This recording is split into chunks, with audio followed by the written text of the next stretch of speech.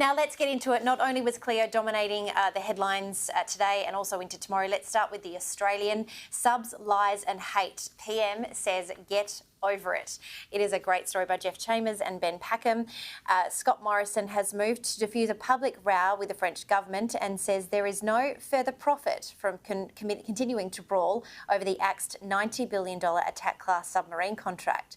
The Prime Minister is facing renewed criticism over his handling of the dispute, with France's top diplomat in Australia branding the AUKUS agreement a step blunder and a great leap into the unknown.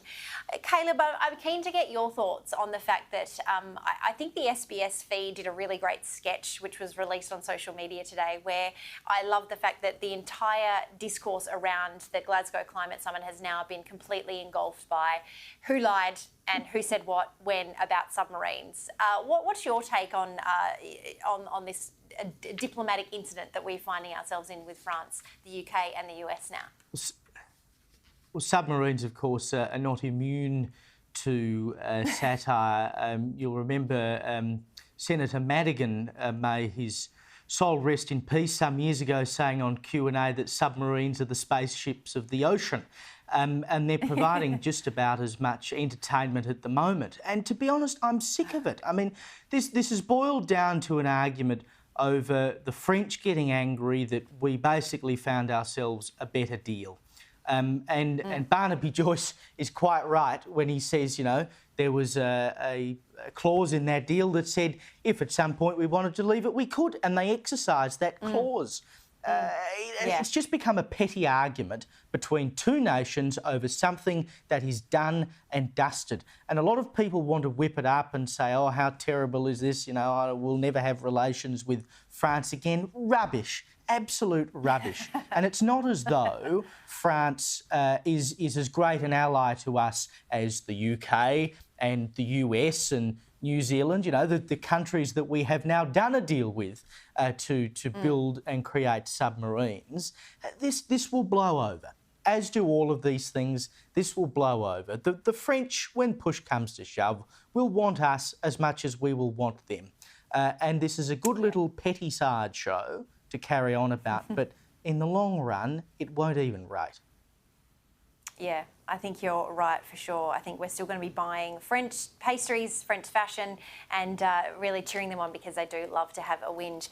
Another story on the front of the Oz tomorrow is delays at our ports crippling the economy. The competition regulator says Australia's economic recovery from the COVID-19 pandemic could be derailed, and inflation driven high by supply chain squeeze hitting the ports and creating a nightmare for businesses.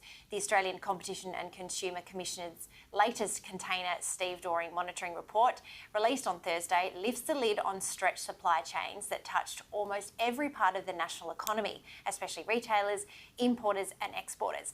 Caleb, I think that this is going to be the story of December, when we're all gearing up for an open Christmas season, when we all want to buy things for the ones that we haven't seen for months on end. I think supply chains, like we're seeing in the US at this point in time and the UK, are going to be such a massive issue. I just read a piece in the New Yorker this morning basically saying that supply chain dramas could kill Christmas. What do you think? Are you feeling that in Melbourne now that things are, restrictions are releasing?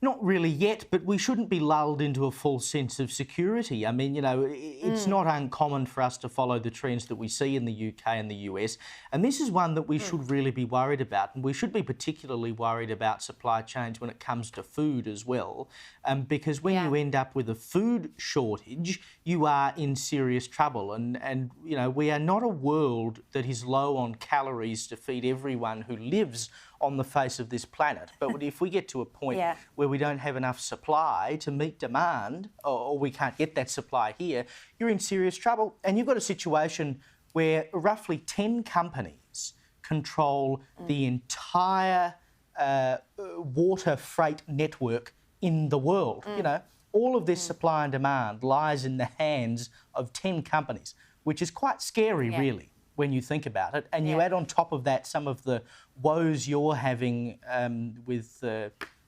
industrial negotiations in terms of port workers in WA, it just gets worse and worse. Yeah, absolutely.